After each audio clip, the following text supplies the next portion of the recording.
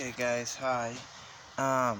So what I wanted to talk about today is kind of an interesting subject and a different take on things, or something you might not hear as much, and that is the supernatural activity that consistently takes place around ley lines, the megaliths, and things of this nature. Now, I got some pictures here of different megalithic sites.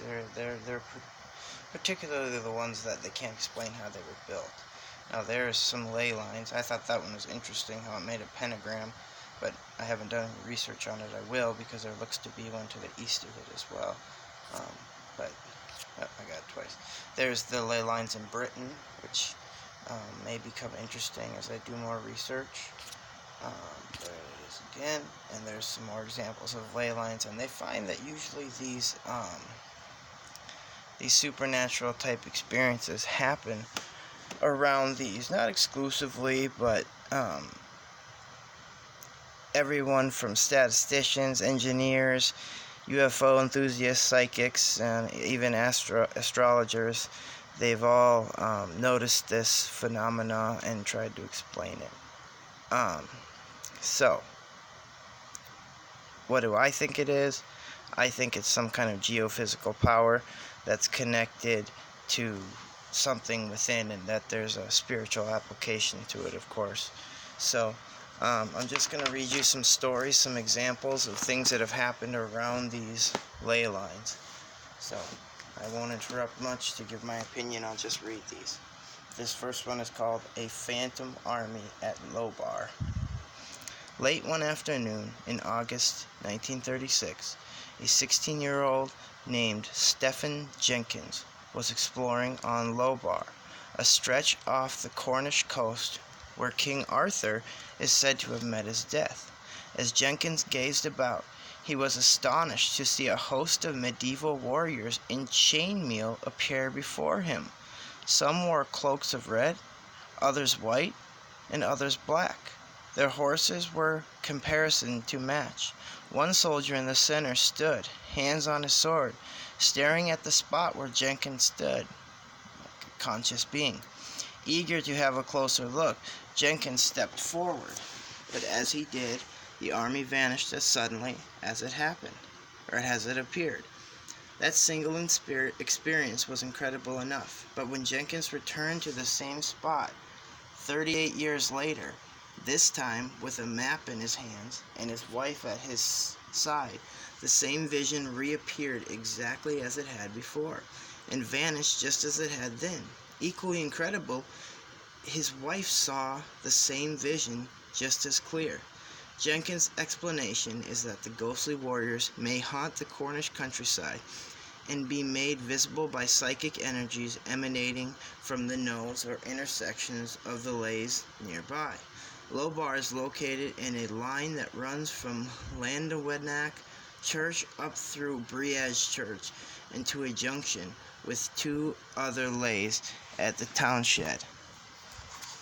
And that's the end of that. So here's another experience, and I don't know if any of you listen to my 411 videos, but if you go back, there's one where a young man felt like he was close to being taken, and gravity was manipulated. He walked straight up the side of a cliff.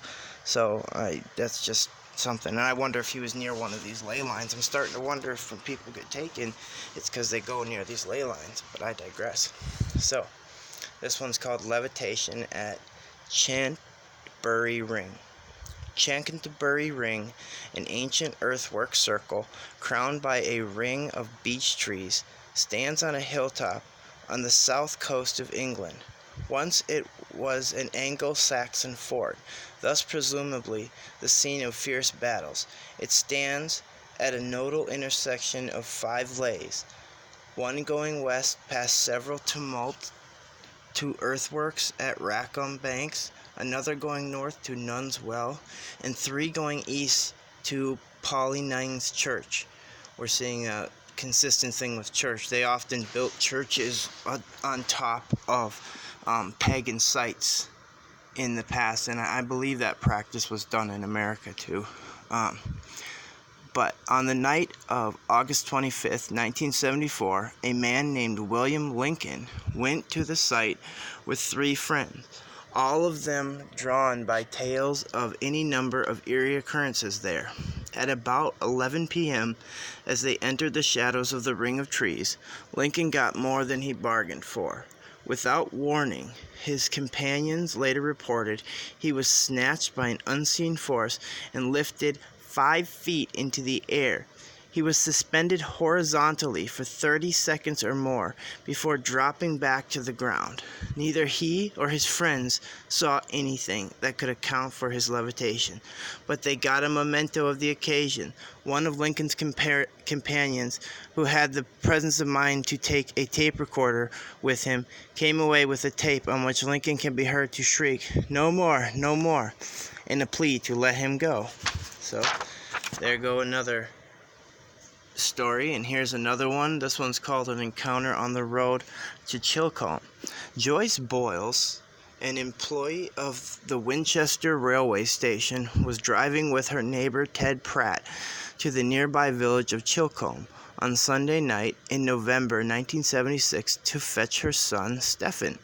Suddenly her car shook violently and careened onto the grassy knoll by the roadside. The headlights went out and the engine stopped. She and her passenger looked out the window and both saw a cigar-shaped craft of glowing orange hovering above the road.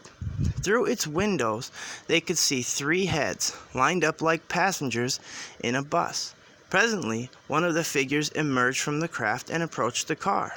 He had piercing pink eyes without pupils or irises, and was dressed in a silver jumpsuit. We've all heard the silver jumpsuits, but piercing pink eyes with no pupils is new for me. He peered through the window at the dashboard controls. Joyce Boyles recalled, at that the dead engine flared into life, and the headlights went back on. Then he and the cigar simply vanished, she said. Some lay fanciers maintain that the lines hum with special terrestrial energies that attract unidentified aliens from space. Whatever the case, 2 alignments of the ancient burial mounds that begin at Old Winchester Hill do indeed converge on Chilcombe Road, near the spot where Joyce Boyles and Ted Pratt said they had experienced their peculiar encounter. So that's pretty interesting. I think that the engine fired up and turns off, and I think how they're able to do that is magnetics. I think that if you look at the starting, how car starters work, it's all metal, so it wouldn't be hard. So that'll be the last of the stories. I hope you guys like it. If you enjoy this, please subscribe and send my videos out, or let other people know if you like my take. I'll do analyzation and stories sometimes. I'm a big buff on stories, so I'll try and